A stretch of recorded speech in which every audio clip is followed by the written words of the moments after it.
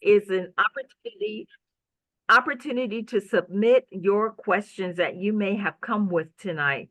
And staff will be in that portal providing answers and also sharing with me the ones that we're going to bring directly to the superintendent to be answered tonight. For additional questions that you may have during this session, we want to invite you to utilize the link that is shown in this slide. This link will give you an opportunity to ask even more questions that you may have about school system functions or share some of your ideas for this year. So again, your voice is going to be honored as we make decisions. To submit questions, again, click on the Q&A, which is at the bottom of your screen. If you look down in the bottom line of your screen right now, it may be hidden under More. So if you click on the More button, you'll see the option for Q&A, for writing questions that will be answered. We ask you then to type your question. You have a choice. You can send it anonymously, or you can send it so that it's shared with everyone. But please click send so that it will come into the Q&A portal and can be answered promptly for you. Our agenda for tonight, as you can see, we promise we start on time, we end on time. So after this quick session that we're doing, and actually, ladies and gentlemen, we're moving quickly through it. We're going to make sure that we turn things over as soon as possible. And actually, I'm going to do that right now. Ladies and gentlemen, without further ado, please join me in welcoming our interim superintendent, Dr. Sean Joseph, who will lead this session for us tonight. Well, thank you so much, Dr. Jackson. I tell you, it's an honor to be back in Prince George's County Public Schools. I was here from 2014 to 2016, and what a wonderful community we have. I especially loved going to our District 1 families. Of course, I've been through all schools during that time, but an amazing opportunity to be here. Let me start by just giving you a little background about me, in case you didn't know much about my kind of leadership journey here. I got into education in 1996. I can't believe it's been almost 30 years. I don't feel that old, but it's been 30 years, and I just got to acknowledge I'm getting old. And I got into education coming to Maryland from Lincoln University. I'm originally from New York, and make a long story short, I made it to Lincoln University, America's oldest historically Black college, and I was going to be a biology major there. I was in my junior year at Lincoln University when I got hired to support students in Upward Bound, which is a program that brings students on college campuses to get them ready for college. Long story short, I was supposed to be tutoring calculus that summer, and I met a student from South Philadelphia High School, who struggled reading. And, I thought Gary was joking at first when he struggled to read the book that we were trying to read, but in fact, he really struggled reading. And I didn't know what to do, to help him. And felt like that was one of the first times God spoke with me, because I just didn't understand, how do we, not teach a child in America how to read when we can, put people on the moon? Okay, it just made no sense to me.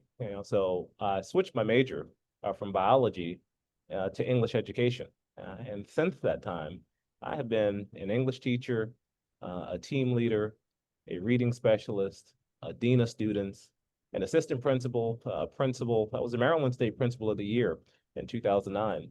And then I supervised 34 schools, all in Montgomery County public schools. And I did that for about 16 years before going off to become superintendent of schools in Seaford, Delaware. Then here to Prince George's County from 2014 to 2016 as the deputy superintendent for teaching and learning under Dr. Kevin Maxwell, who's the superintendent at the time. I left Prince George's County to go to Nashville, Tennessee to become the superintendent of schools in Tennessee, and did that for 3 years prior to going to Fordham University in New York. I'm originally from New York, so it was great to go to an amazing university at Fordham. But for the past 5 years, I've been at Howard University. Wanted to come back home. I got homesick. Maryland kind of became home for me for those years. And over the course of the past 5 years, I have been at Howard teaching doctoral students. So I taught the politics of education, an urban education course, and an ed technology class. And I also co-led an urban superintendents academy, which has put superintendents in school districts all across the country. And so over the past 5 years, we placed 23 superintendents across the country. But when the opportunity came recently to come back to Prince George's County, it really was a no-brainer for me because I feel like if there's any place in America, any place in the world where all students, particularly Black and Brown students, particularly students where English is their second language or our special education students, can get a top quality world-class education, it should be right here because we've got amazing students, we've got amazing staff, and this is a moment, I believe, where the county's political structure is really falling in line to focus on what matters most, and that's making sure children get excellence by design every day. So tonight, what I want to do is just talk to you a little bit about my plans, talk to you a little bit about what I know about District 1, because I do know a whole lot about District 1. Been working hard, and it's great to be back to, home of CMIT North High School and Duval High School, High Point High School, and Laurel High School, and all of the schools that feed them. I think you are one of the most diverse districts in Prince George's County. And what I want to make sure that happens is that you get what you need. So as we talk about District 1, and just scroll up just a little bit, no, down. As we talk about District 1, we know that District 1 is home to diverse schools that support students from early childhood through graduation, serving some of our youngest learners and ensuring that they have high quality early childhood programming vital for their support. And we also know families benefit from options in the district. So we have some amazing charter schools there and Montessori schools alongside of strong community schools. District 1's home to many multilingual learners and families, reflecting the global richness of our community. The high schools in District 1 are a great source of pride for us, as we have Laurel High School's Spartan basketball team that recently clinched the first state championship in 45 years. That's right. Spartans, let them know who we are. A milestone that builds upon our athletic legacy. Also in District 1, we have career and technical education programs that are thriving, right? Students are graduating not only with diplomas, but they're getting industry recognized certifications that set them up for immediate success. The Duval High School's aerospace engineering and aviation program stands out as one of the region's premier STEM offerings. And actually, we did that in 2014 under Dr. Maxwell. That was one of his big visions that we pushed towards. So it's great to see 9 years later that program still thriving and ensuring students are ready for careers in high demand fields. At High Point High School, it represents one of the district's fastest growing and most culturally diverse learning communities in our district, where students and families from around the world are coming together to learn and succeed. So again, it's an amazing community, but I know that it's a community that is growing in leaps and bounds. So did want to give you a little update on some of the construction that's happening there. So we know that there's the new James E. Duckworth that's coming on. It's one of the 8 schools included in the phase 2 of our Blueprint Schools program. And we should have that beautiful school open in 2027. So we're not far away. It's coming and it's going to be beautiful. We also have the modernization of Calverton High School, and that's going to be scheduled for next year in 2026. Now, we know in this part of the county, you're experiencing a lot of overcrowding. And, we are experiencing significant increases in enrollment in the 7 northern area high schools, including the 3 in District 1. High Point is seeing the most overcrowding, and it is of particular concern due to the inability to place additional portables in classrooms there without impacting the parking in other areas. So we know that that is a concern for many of the families in the community, and know that relief is coming, though it is going to be a few years away. So we'll have to manage that overcrowding to the best of our ability in the interim. But we have a new Northern Adelphi area high school that's coming. So the new high school in the northern area will relieve overcrowding from High Point High School and the other 6 northern area high schools. The new Northern Adelphi area high school will have an enrollment of about 2,600 students, and it's going to have a career and technical education hub for the northern area of the county. Now, the completion for that is 2030. I know you don't want to hear that. I know you're like, 2030? You going to be around in 2030? Well, we'll see. But right now, either way, whether I'm here or not, we're going to have a new school in 2030, 5 years. So we got to work, try to figure that out.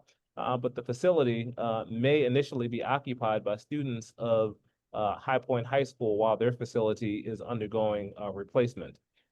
And of course, the new High Point High School. That school is planned with construction to begin in 2026. But again, it's going to take some time. It's not going to be completed until about 2030. And we'll have, again, about 2,600 students. And another project update meeting is going to be held in the fall of 2025. So you'll hear more about that. We'll be out there telling you all about it. But just know that it is coming. Relief is on the way, is the message that I want to send tonight. So we will be getting community input as we begin the design process. A project planning committee, which will serve as the voice of the community, chaired by Principal Chacon, who will select 12 to 13 individuals from the school and community to participate, is going to be in effect in the coming months.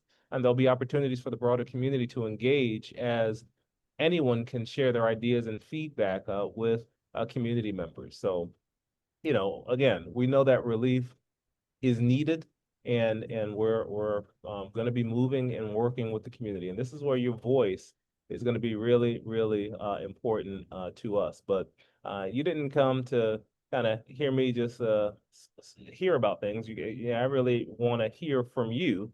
I know you've set those questions in, so please enter your questions. Remember, you can put your questions in English or whatever language is you're most comfortable with, and we'll be able to translate. And I'm looking forward to answering some of your questions tonight. So, Dr. Jackson, I guess I'll turn it back to you to facilitate some of the questions that we're getting.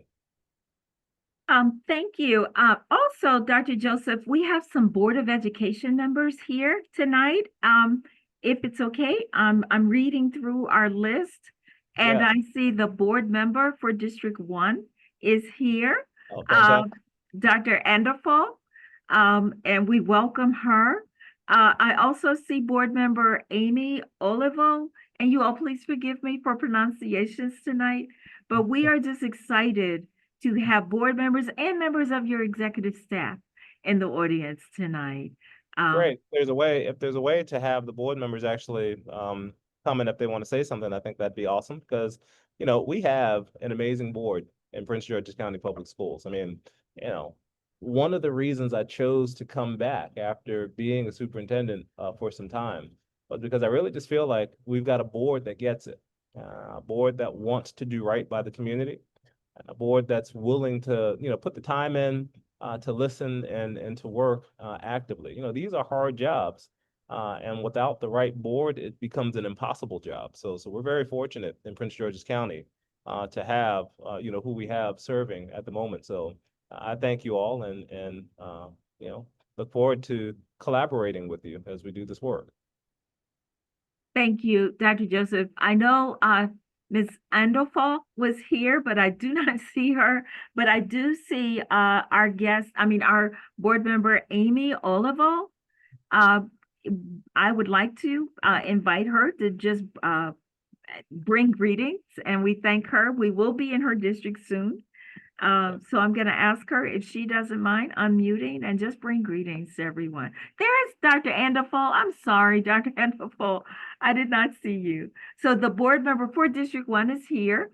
We're going to ask her to bring greetings first. So Dr. Anderfall, please go right ahead.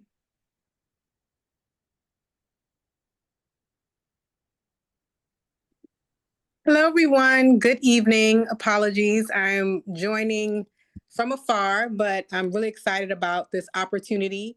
For Dr. Joseph, thank you again for working alongside Dr. Jackson's office. Dr. Jackson, you continue to do amazing work for our community and schools. It's been a pleasure getting to know you since I've been on the board. And I'm just excited about the opportunity we have tonight to hear from constituents and to just get ourselves on the right track as we start a new school year. So just excited to be here. Welcome all of my constituents, and looking forward to engaging with you all this school year. Thanks. Thank you. And as soon as we have those dates established, we will be sharing that families in District 1 will be able to visit and meet the superintendent and board member Endeful together in person in your district. So again, thank you for being here. Dr. Joseph asked us about some of the questions that have already come in. And one of them, I'll share with you, Dr. Joseph, and I think you're going to cover it anyway, but transportation has always been rocky at the beginning of each year. Are there any updates or changes for this coming school year? Well, thank you. Thank you for the question. And the answer is yes. From day one, I've had the opportunity to speak with Dr. Coleman, who's our amazing chief operating officer. And they're doing a couple things differently this year from previous. One, we're really aggressively working to ensure that we can get bus drivers actually within the district working with us. I think we have about 130 routes that still need to be filled, somewhere around there, and actively working hard. We have gotten more smaller van drivers, like so you don't have to have a CDL license to drive some of our smaller, and that will relieve pressure. We are also going to be piloting a new technology called Chipmunk. We're starting in the special education routes. But if that goes well, we'll work to expand it. The big thing we're going to do is communicate better. You know, the fact is, we probably, if we don't fill all 130 or so vacancies that we have, we're going to do a better job communicating with families and looking at, you know, what the delays will be, right? And that's what I've been speaking with the team about. You know, we've got to communicate. People have to know, and if we make a mistake, we need to communicate that and fix it. But right now we're heavy in the recruitment season. We're optimistic that we'll dramatically reduce the amount of routes that we have. We're going to be trying with the new technology. We'll communicate better, and we'll work. We're also looking at our routes themselves and making sure we address the routes. And we're also going to be starting some new hubs for some of our schools where we can reduce the routes by creating some additional hubs to bring people through as we work. But you know, we're hoping that these new initiatives that we're employing, namely the new technology, the hubs, the aggressively working to recruit. And if you know anybody who wants to be a bus driver, please let them know that we are hiring. We've got some of the best benefits you can find. For some, I mean, the money isn't necessarily the best, but what is great are our benefits, the flexibility that you have, and the know that you're making a difference in serving. So it's a great retiree job. It's a great part-time job. If you're an entrepreneur and just need like great benefits, this is the fastest way to get it. We will make sure you get your CDL license and get ready to go. But we're optimistic, but know that you're going to hear lots of communications as we work to address these issues. Thank you. We have many questions, Dr. Joseph, and I'll ask one more, and then we want to let you get into sharing your plan because I'm looking at some of the questions, and some of them will be answered in sharing of your 100-day plan. Sure. Here is one about DEI, that there are federal threats to what we in our school system have been attempting to implement. What is your thought about that? How can we keep some of our DEI programs active and viable in PGCPS? Yeah, you know, what I will say about DEI is that all politics are local. Look, in Prince George's County, we celebrate diversity and we ensure that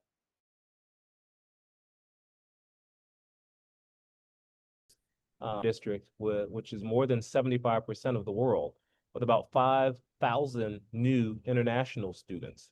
40% of Prince George's County students are immigrants or children of immigrants. And so with that being said, we're committed to a safe, positive learning environment. And, we're going to make sure that we continue to provide training and support to our immigrant students and families, that we're going to continue with information sessions so parents, students, and guardians, understand our commitment. And, a federal transition task force monitors and prepares for potential policy shifts that may have. So we're paying attention as a district as we work on that. And we will continue to put out FAQs for families. We'll make sure families know their rights, and we'll make sure we have multilingual flyers out. And we'll also put out information regarding what happens if ICE were to come to Prince George's County, right? We have a guide, but we'll make sure families understand. So we're clear and families know they're safe in our schools. And we're also going to make sure, and it's going to be really important, that families complete their emergency contact and standby guardianship information with us this year. So we can always be in close communications. Thank you so much. On that note, we'd like to turn it back to you, Dr. Joseph, to continue reviewing your presentation of your 100-day plan. Sure, thank you. So very quickly, if we get to the top of the screen here, we've got 6 areas that we're going to be focused on in our plan. If we can just go to the slide, and we'll just scroll through here to it.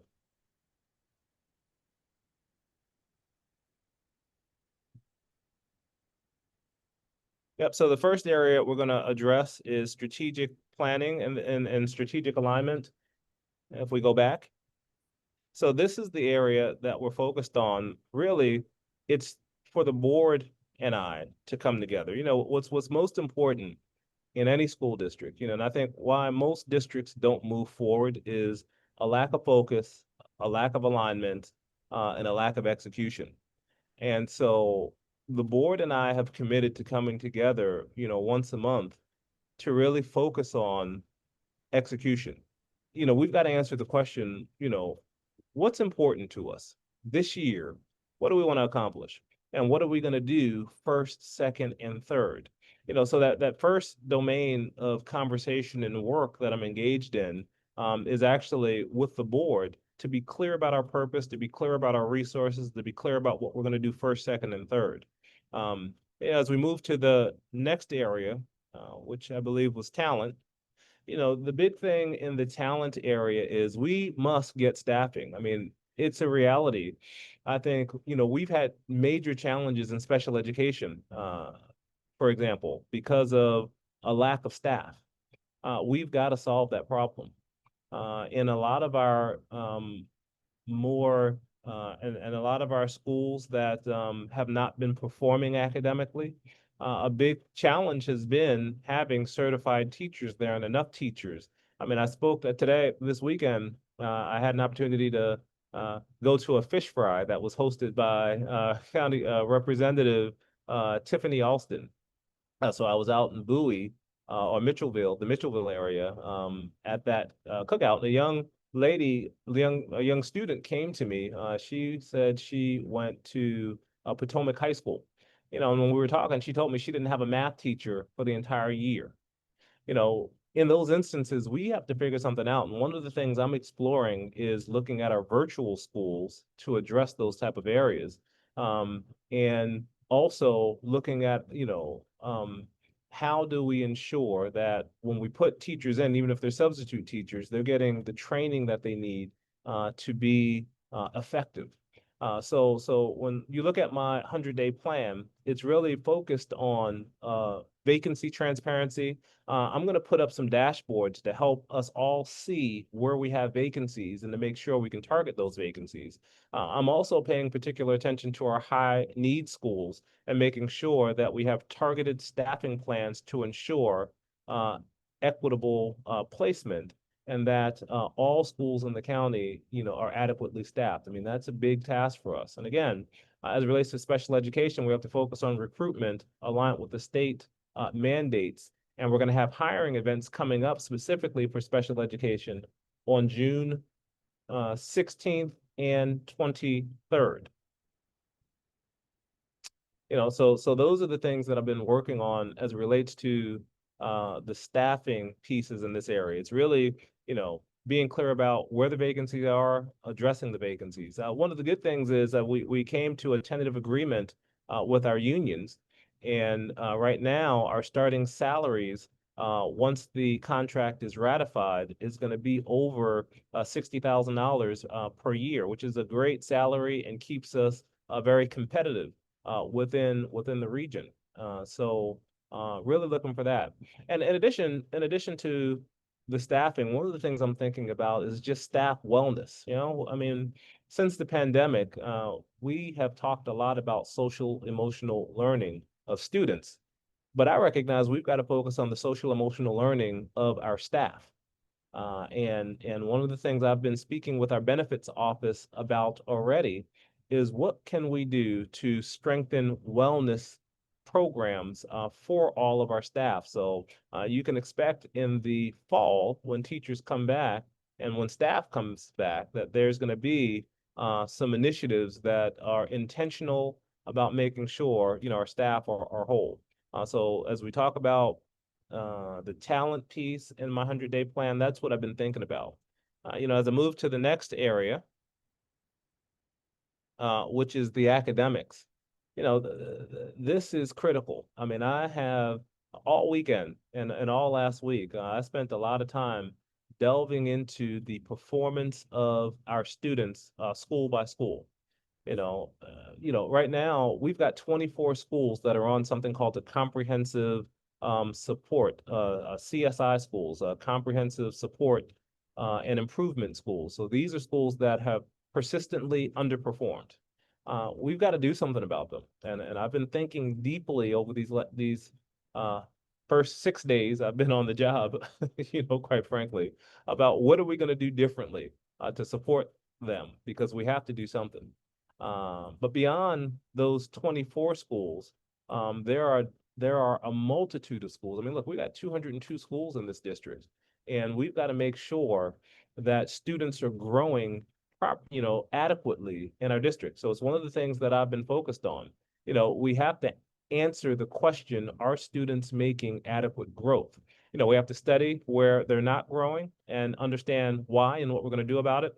And we also have to look at where are they excelling and what's happening in those schools that can be replicated. But being clear about where we are with students and targeting resources is critical. And that's something I've been focused on. Look, we're blessed in Maryland because we have the Blueprint for Maryland's Future, which is a state legislation that has allowed for historic investments in education. We see that as an opportunity to be creative, to dream big for our kids, and to put resources in the right places, to accelerate outcomes. We've also been reviewing our district's data to reflect deeply about our organizational structure. So in the coming weeks, you're going to hear, I'm going to make changes. I didn't want to come in and make dramatic changes, but I don't think we're organized to really provide support and monitoring and professional development and accountability to many schools. So you're going to hear in the coming week or two my thoughts and adjustments that need to be made for us to really focus. One urgent concern that I uncovered is that we have a lack of reading and mathematics assessments that allow students, families, and staff to understand how students are performing compared to their peers around the nation. This is deeply problematic for me because too many students and families are in the dark about their academic progress. So, what I want to ensure and what you will see happen this year is that every parent is going to know how their kid is performing in reading and in mathematics compared to other kids around the nation. Because you can't create a sense of urgency unless you recognize there's a problem. And simultaneously, if students are excelling, we should be giving them work that continues to push them forward. But understanding the baselines of where we are, understanding what we're investing in, and are we getting a return on those investments is extremely important to me. So, as we go through the year, I'll be working with our unions and I'll be working with parents to continue looking at our testing and making sure we've got the right test. But we can help parents be true partners with us. Okay. And then as we move to the next area, we are going to be focused on the blueprint for Maryland, as I talked about. I mean, this is an opportunity for us to be bold and big. Look, I've been in other states. I had an opportunity to be in Delaware, had an opportunity to be in Tennessee, and I can tell you they woefully underfunded education. I think as a state, we're fortunate to have legislators that have invested so deeply in us. And we're going to not use this legislation as some type of compliance document, but we're going to use it to dream big and to be bold as we push forward. And as we move into the next area, we are talking about the community engagement, and this is what's critical. For me, community engagement is it's essential. If parents, if the community are not investing in our children, there's no way we can succeed. We can't do this work, by ourselves. And one of the things I've been thinking about deeply is, how do we tell the great stories of the kids that are in our district that are doing amazing things? I mean, we have 130,000 brilliant minds in our district, and most of our kids do great work most of the time, but we don't get those stories out. And so, I'm thinking about how we actively, intentionally engage with, engage our kids and tell their stories. And I'm also, very interested in, for the families, if there's an elephant in the room, and that is we've got lots of families who haven't been in our district for a long time and haven't engaged with us, really don't know what's happening in the district, but they feel like the only way they can get a great education is if they send their children to a private school. And, I think every parent, I believe in school choice, and I believe every parent has the right to send their child wherever they think their child's going to get a great education. But I want families to be aware of the great things that are happening in Prince George's County public schools, to make an informed comparison, because I think if parents have, 20, 30, 40, $50,000 a year to send their children to these private schools, the question I want parents to really consider, particularly for those of us who care about, the wealth gap that exists between particularly people of color and non-people of color, but all families, right? There's a wealth gap. What if you took that 50,000 a year and invested it in a mutual fund over 12 years, right? That'd be like $600,000 with compound interest. You could set your child up to be a millionaire by the time they graduate from school. And the question becomes, if you're sending your kids to University of Maryland, Towson, Howard University, Morgan, Bowie State, the great schools that we have in the region, well, we send our kids from Prince George's County to those same schools. So it's worth thinking about the quality of education they could get in our schools, where our schools send our kids to the same places you're sending them at private school, but you could actually save your money and help your children build wealth. I mean, it's something, it's a worthy conversation because we've got great schools, but we've got to get families back in to assess and hold us accountable for giving their kid a great education. So these are the things I want to talk about, and as we work to reestablish the district level PTAs, and as we come out and talk with families and engage, I mean, I want to open up our schools for our entire community to just see what's there and make an informed choice. But we've got to re-engage our families to do that. And that's why I think parent engagement is so critical. Next, we're going to talk, more about operations. I mean, we've already talked about transportation. We know we got to do that, but we also got to get payroll right. I mean, there's no reason that folks don't get paid on time, or their pay is screwed up and things of that nature. Like we've got to acknowledge that there's just some fundamental basic things we just got to get right. Right? Your kids, I mean, your grass should be cut. Your building should be painted. I mean, we can have an old building, but that old building can be clean. And those are the things we've got to lock in on and have plans and processes for, as we move forward. So, operations, I spoke with the entire operations team on Friday, and I communicated to them in my conversation with them that you are the backbone of the school system. Like, we can't function without you. So you've got to be here, and we've got to give our best. So we've got to make sure that all the little details matter, because I think if people see we're paying attention to the little details, the big things become much easier to accomplish. So, operations is a big issue for me that we need to address. And as relates to operations, I mean, I see, school safety and security as some of those things that we just got to get right too. So I know, over the past few years, there have been significant investments in improving the safety of our schools. And we're going to continue with the clear backpacks for our high schools this year. And some middle schools, and security enhancements and technology have happened in both our middle schools and our high schools. And that has led to a significant reduction in the amount of weapons in schools and contraband seized. In the past year, data has shown that our safety investments are making real impact. So, we're going to continue. Kids have to be safe. And so we're going to continue to prioritize investments in technology, and prioritize our student safety as we work throughout this year. So those are the areas that I'm gonna be focusing on, as we move throughout the year. But again, this is just the beginning. The goal is for me to listen deeply to our families and listen deeply to our staff, to look at where we are and be clear about where we are in key areas, so we can then move into our strategic planning process, which has to happen. Because one thing that we've been doing is working in silos. So for example, we've got a plan for the Maryland blueprint that's over here. We've got a strategic plan that's over here.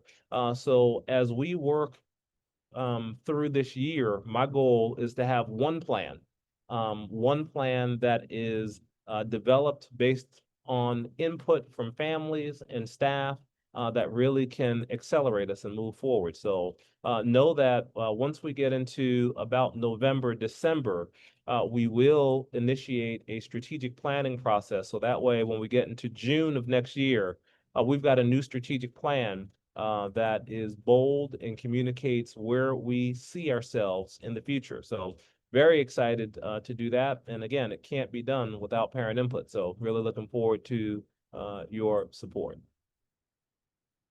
All right, so Dr. Jackson, I'll turn it back to you because I'm sure I've triggered a bunch of new questions. Absolutely. And we have been working, staff is looking at the Q&A box, and some are being answered. But we want to make sure we highlight some of the ones we may not have spoken about. There's a question about some ongoing issues with special education. Some students are not receiving their legal services and accommodations. Are we addressing this in the 100-day plan? Yes, and let me say to our special education families and our special education students, we got to do better. I mean, hands down, point blank, we've got to do better. I think the staffing challenges have been really significant in Prince George's County schools, but our students have a right to a high quality education that meets their needs. So we've got to get it right, and we've got a great special education team. So I don't think the issue is the quality of our team. I think the issue is we need more targeted staffing, and we've got to put maybe more resource into our special education supports when we see that need needs to happen. I know I've already met with Dr. Trinell Bowman, who's the head of special education, who's doing an amazing job and is extremely committed. And we're working on plans to ensure that we're in compliance and we're working towards ensuring that students' needs are being met. Again, we're going to have a special education recruitment session coming up on July 16th, July 23rd. So if you know of any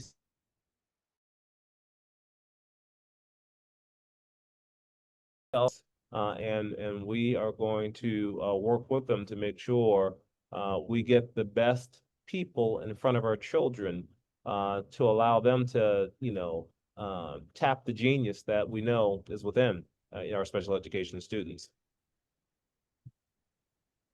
Thank you. Um, we're having some questions, and I don't know if this is the thunderstorm that's happening around us, but some people are saying they're having trouble seeing the slides. We will make the slides available to those who registered for tonight. And our apologies. I hear the thunder and lightning all around us. Is there a plan to hire more staff in our Division of Human Resources?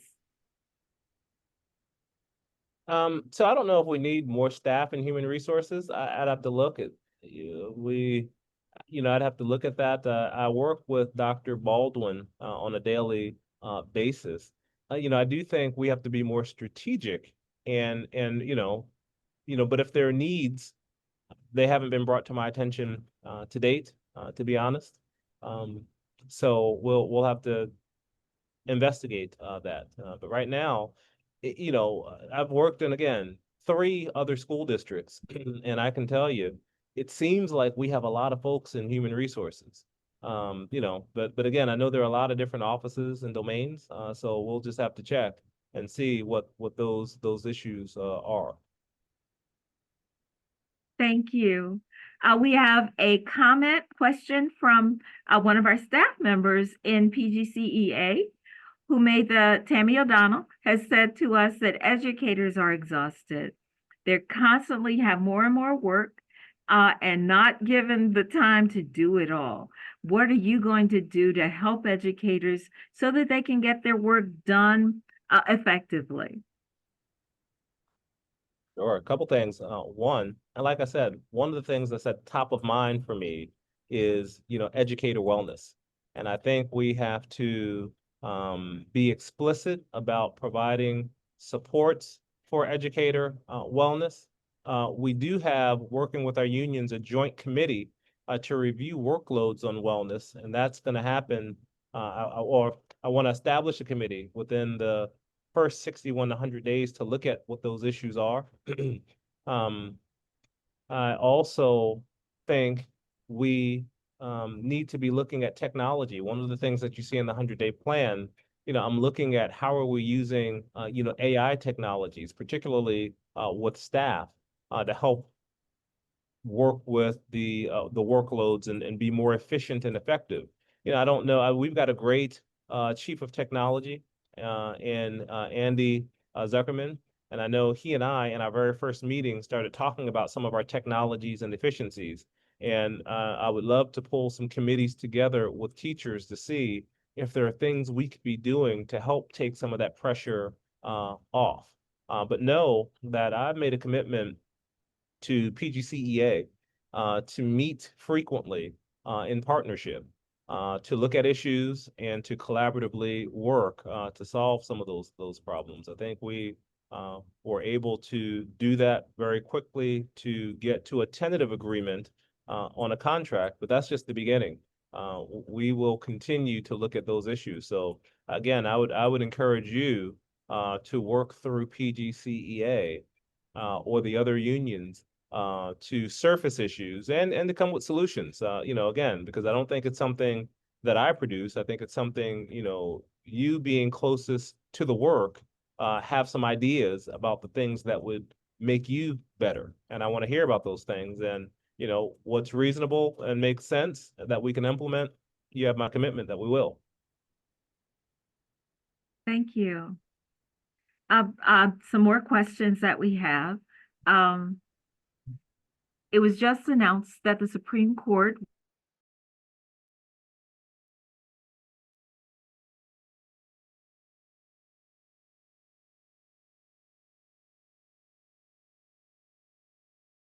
with possible additional cuts from the federal funding. What cuts will Sorry, PGCPS? Dr. Jackson, you were frozen, so I didn't hear you. If you could try that again. Can you hear me now? Sure can. Thank you. Just a concern about, there was recently an announcement that 1,400 staff will be cut from the U.S. Department of Education. This parent wants to know, how will that impact us? And what other educational cuts do we see forthcoming that impact Maryland and Prince George's County?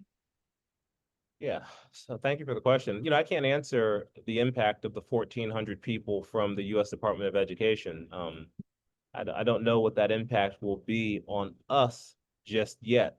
I can tell you that we recently got our federal Title I dollars, and we have a 9% reduction in our our federal Title I dollars.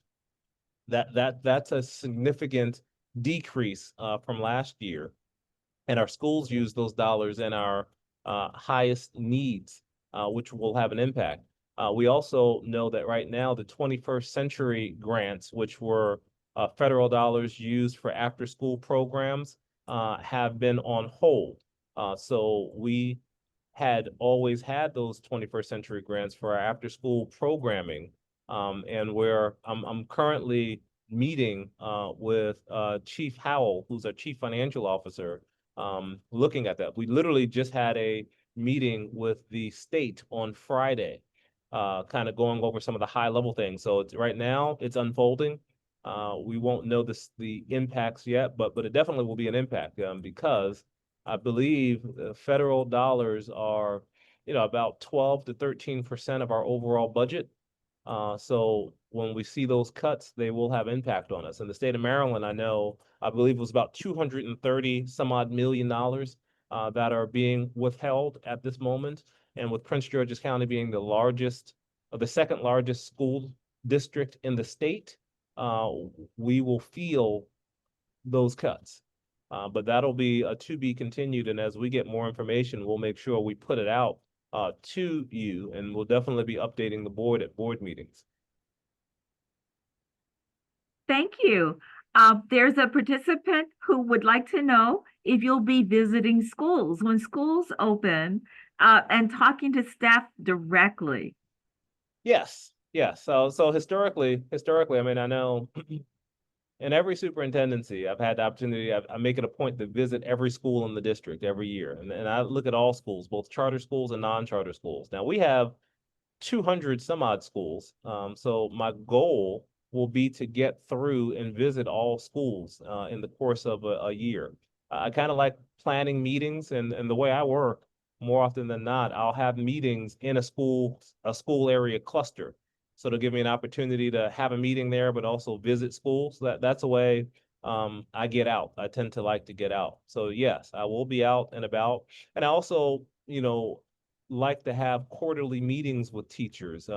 Sometimes it's easier to do it virtually, so we can get the masses in a place and it can open up and talk. So I'll work with our unions, all of our unions, to figure out the best ways to connect. But you should plan on seeing me around, because I like getting out. I'm a little ADD, so I hate just sitting in one space, and I hate offices. So that's not a problem for me. Another question, Dr. Joseph, are there any updates on the cell phone policy for students? Parents did a survey before the end of the school year, and they were wondering what next steps might be taken. Yeah, so historically, what I have come to understand is Prince George's County was allowing schools to make some decisions, and they were piloting different things. We have not talked about it in my 6 days on the job so far. but I know it's a hot topic that will need to be addressed before the school year. So what I would just say is stay tuned. That is a topic that needs to be discussed, and we have not. I've not engaged the staff at this point. I mean, what I do know about cell phones is across the district. Again, we've been piloting a structured cell phone management strategies in select schools, and these pilots have helped us understand different approaches to managing cell phones. And currently, in our district, we allow individual schools to implement tailored cell phone policies that meet their needs. We know that that survey was out, and we've been listening. I have not reviewed it yet, but I will. Our goal, though, is to strike a balance between embracing technology as a learning tool and minimizing distractions. So we'll continue to work to figure out how we move forward. But I need more information to really be definitive. Thank you. Um, I'm still scrolling through. Yeah. We have a question about charter and traditional schools. Here's a family member that feels that they have been traditionally pitted against one another. When, like you said, there's only one PGCPS. So how do you plan to engage schools to work collaboratively together in a meaningful way and close that divide? Yeah, yeah.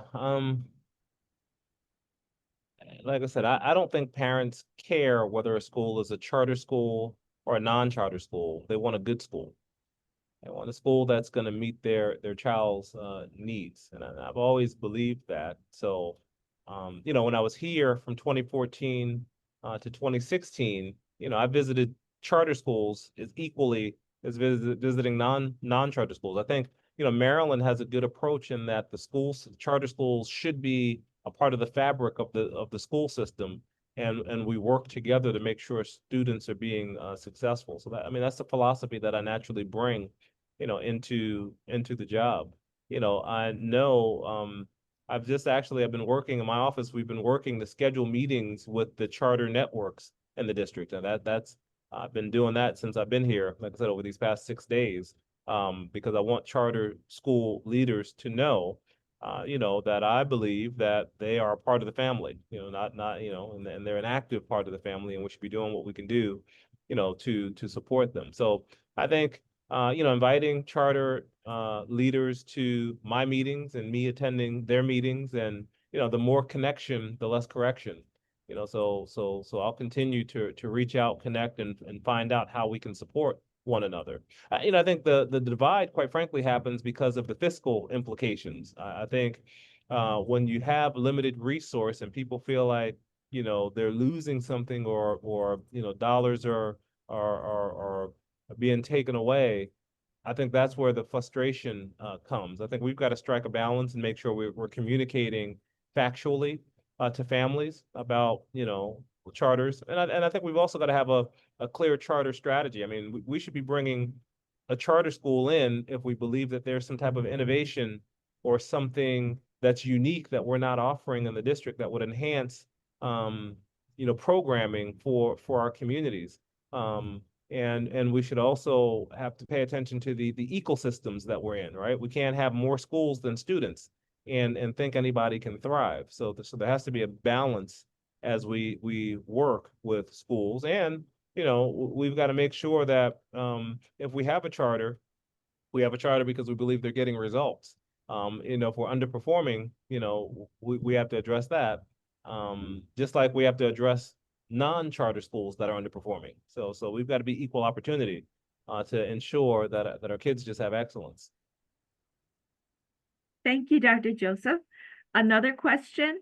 What supports are we giving to our young scholars who are having behavior issues in schools? Yeah, I spoke with Liz Faison, who's over student services in our first one-on-one last week. And that was one of the questions I brought to her. The question I asked her is, do we have a comprehensive framework for student behaviors? And the answer was no. We used to use positive behavior intervention and supports, PBIS. It used to be supported by the state. And we have not had a coherent plan sounds like in recent times. So that's something that we're going to be looking at, because I think schools have to have clear frameworks and supports and resources to address behaviors. Because we can't allow students to be in buildings disrupting and continuing to disrupt. I mean, we've got to address that, but we also have to make sure we're addressing the social emotional needs of students that are demonstrating tough behaviors. And we've got to make sure students who come to our schools and create unsafe atmospheres no longer stay in our schools. So there's a balance to it all. But step one, we need a framework that all schools understand. And I know that there has been work on the student handbook, and we'll ensure that that handbook doesn't handcuff principals from addressing critical issues, but simultaneously, we've got to work to continue to make investments in the social emotional well-being of students. Right now, we have counselors, psychologists, nurses, clinicians, pupil personnel workers, and school community coordinators. We have invested in virtual counseling, which is free, but it's an opt-in that's required. And we have an app for students called Prosper that focuses on self-care. And in recent years, we've had a $25 million grant from the Maryland Community Health Resources Commission. And we have partnerships with 18 local health providers. But we've got to coordinate those services well, and we've got to make sure families have access, principals know how to have access, and teachers know how to have access. And we've got to make sure that parents and community are aware of the school-based wellness centers that we have in partnership with the Children's National Hospital. We have the Children's National Hospital. That'll be coming.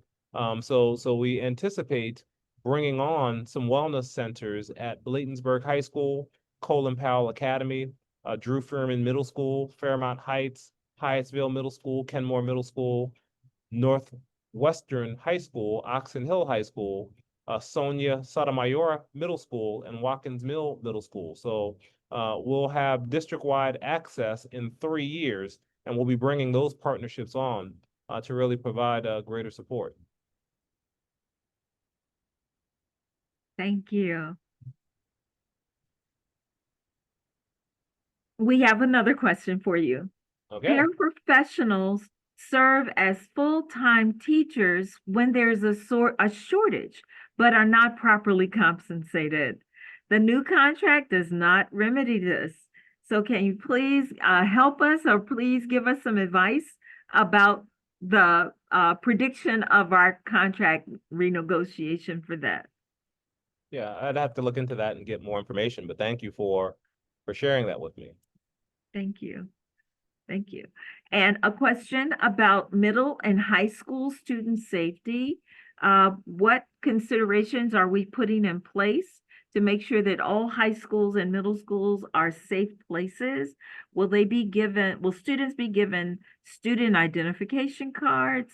Are there any mandatory practices that we will put in place for student safety? Yeah, I think I touched on that earlier. I really don't have more to add at this time. We're going to make sure that we continue to ensure that we have strong technology to make sure weapons are not in our buildings.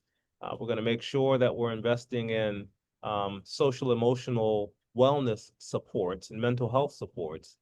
We have to make sure that all schools have frameworks, behavioral frameworks that they're working from, like PBIS or some other sort of framework that has to be implemented.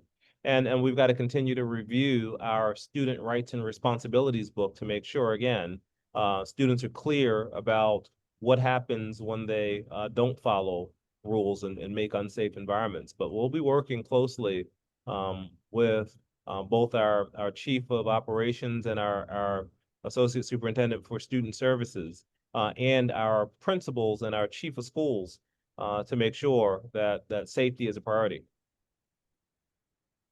Thank you. It looks like I've covered all of the questions. Some of the comments have been about, and it may be because of the storm. Some things have been a little illegible, but we will make the PowerPoint available to for our system to review. So we just appreciate everyone's participation.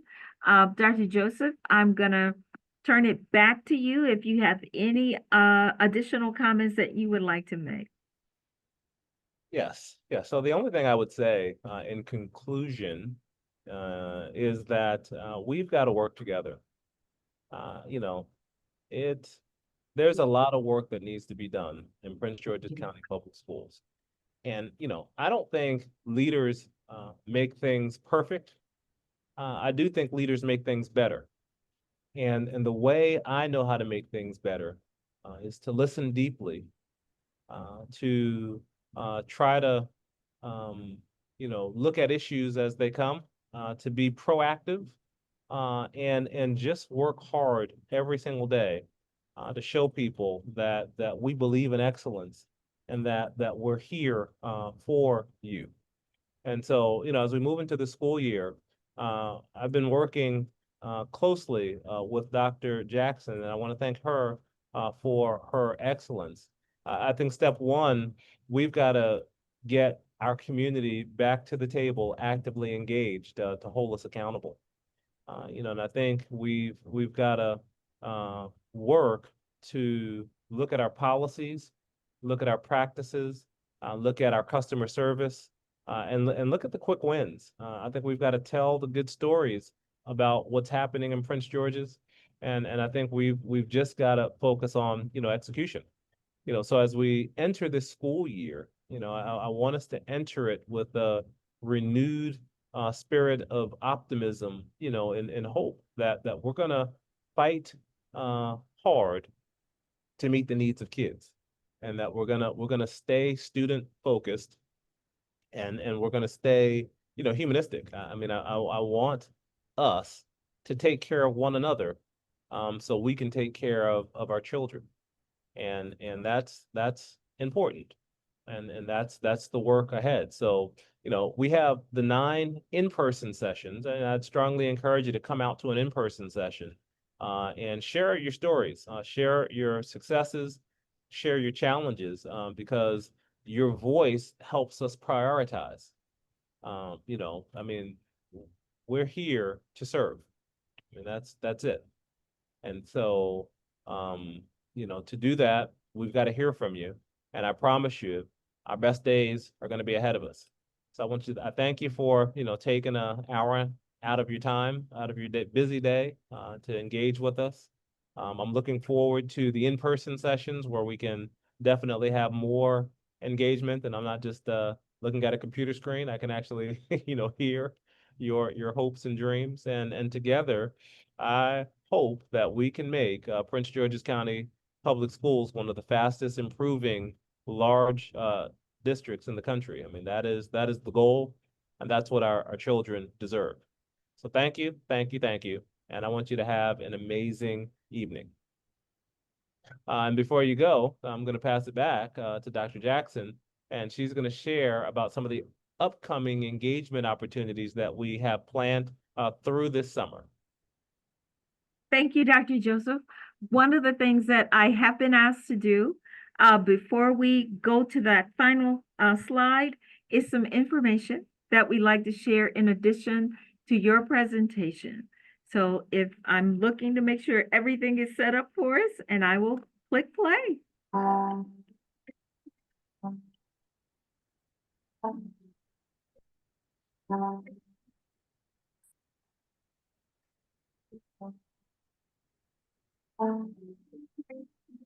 Dr. Jackson, if we're supposed to be hearing something, we're not. Mark?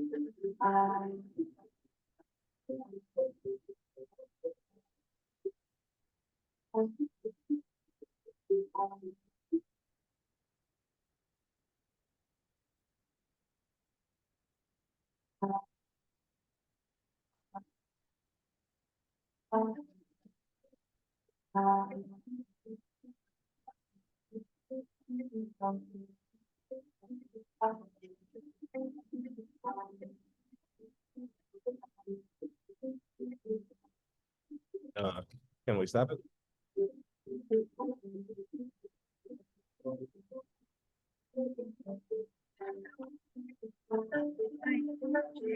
No, let Dr. Jackson. Can Dr. Jackson talk? She's on mute.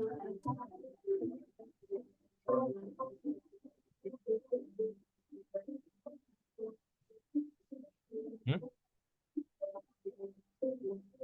Dr. Jackson, do you want to just conclude us here?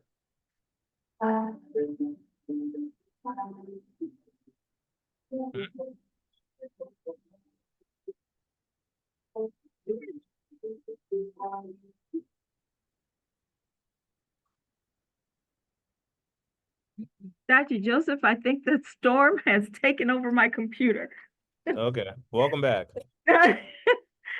George is going to help us get back so that we can get to our closing. Thank you all so much. We will make this slide available because it has lovely music to accompany the pictures that you saw. But what we would like to do as we move to our closing, again, is to thank everyone for your participation. We have answered as all of the questions that we could tonight about specific things. Most of it Dr. Joseph covered in his presentation. But we do have just an opportunity. We want to invite you to please complete our evaluation. And I'm going to try to get to that. Hopefully our computers will act accordingly. We are running into a severe storm in this area, but we're going to click right now. We will go ahead and email out the survey because everything is freezing here where we are tonight. We want to thank you all so very much again for being with us. And we invite you to make sure that you will be emailed the contact dates, the location of where the in-person meeting will be for Board District 1. And we hope to see all of you there. And please, go tell your neighbors because we would like to see everyone that has an interest in the Board of Education District 1 schools to be there to speak in person with our interim superintendent, his exec cabinet, to help us get to resolving concerns, but also to hear your voice and make sure that we are meeting your needs. So thank you so very much for being here tonight. And again, I'm Sheila Jackson. If you need me, I'm easy to find, sjackson@pgcps.org. Anything that our staff can do to support you as families and getting our children ready for school. As a matter of fact, on August 16th at the Sports and Learning Complex, on Bright Seat Road in Landover, we will be holding our back to school, we call a resource fair for parents. It'll be an opportunity for you to come, bring your children to learn about all of the resources that will be available to support you as parents and making sure that your children can be successful this year. So again, thank you. And we hope that you have a safe and lovely evening. Those of us who are away from home will be swimming our way home in just a moment, but we thank you. Thank you for being with us tonight and have a wonderful evening.